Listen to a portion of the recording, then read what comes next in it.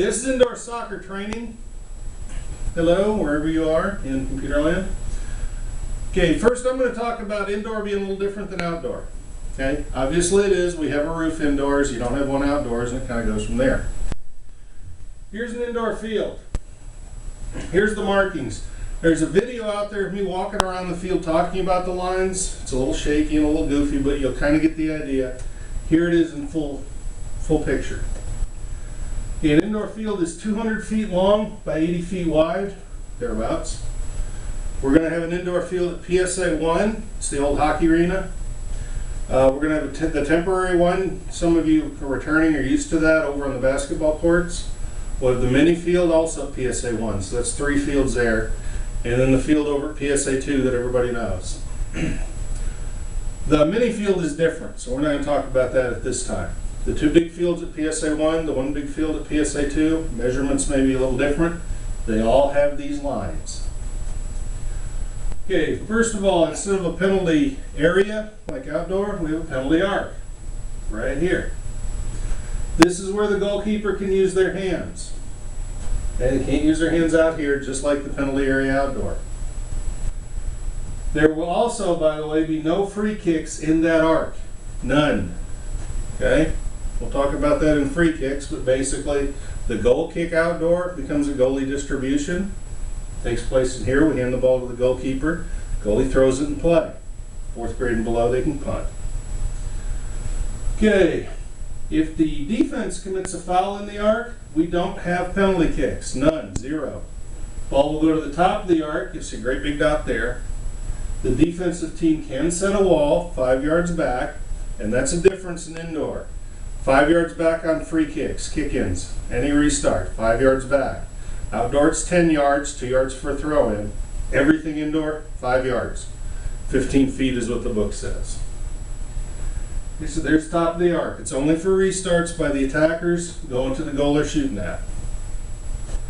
Okay, we do have corners indoor. If the ball winds up hitting the net between the corner flags, last touch by a defender, we have a corner kick, which is on the corner dot, which is right by the corner flag, which is logical. Again, the defense must be 5 yards back. This is a mandatory whistle restart. Okay, you gotta blow your whistle, tell them to go. If they go before you blow your whistle, call them back. Okay, so that's the arc. The goal is embedded in the wall. The only time you'll see goal line is in the goal. Goal line's about that wide. Remember, the ball must fully cross the entirety of that goal line for it to be a goal. Moving on. We have an attacker line. Some people call it a yellow line. Some people call it a blue line. That's what they call it in hockey.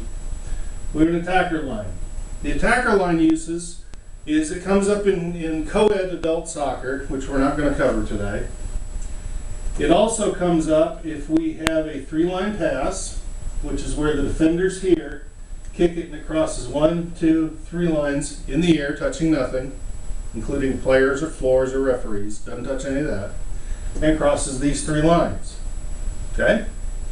If that happens, we bring it back to the first line it crossed, put it on that dot, and the other team gets it. Second reason this is here is because we do have a roof indoor. There's a net up there. If I kick the ball and it goes into the net up top, we bring it back to the attacker line closest to where I kicked it from.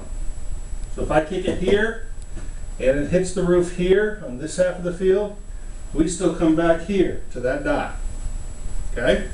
Same rules apply. Piece of advice, from here, this dot to that dot is 5 yards. So the defenders can set up right on that dot. Okay, the 5 yards I'm talking about is from the ball. So if I'm going this way, my restart, and I have somebody behind me from the other team 2 yards away, he's got to move. It's 5 yards in a circle around the ball. Okay? All right, that's the attacker line. Moving on, we have the center line. The center line's only uses for kickoffs. We're kicking off this team on their side, this team on their side. It's the only reason it exists. Kickoffs are on the center mark. Okay?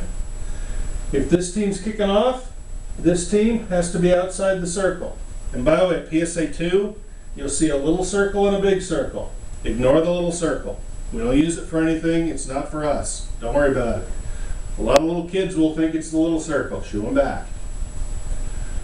Yeah, it's a kickoff, and by the way, indoors, kickoff can move forward or backward or straight up. I don't care. It touched, it's moved, we're good. Okay, then we have the other attacker line, same uses as that one. The penalty arc, same uses as that one. Goal line in there, all that stuff. Okay, another difference of the field is we have what we call a dasher line, or a sideline, or a touch line. Dasher line is what it's really called. Touch line, sideline also works. It's dashed, hence the name.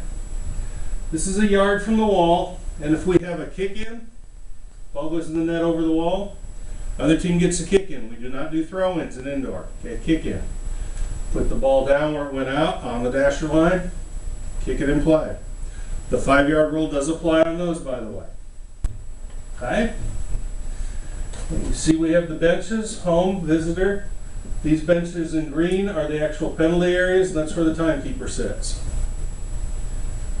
And just to help you out at PSA 2, it'll say home team, guest, so you know who goes where, and it'll be on your schedule.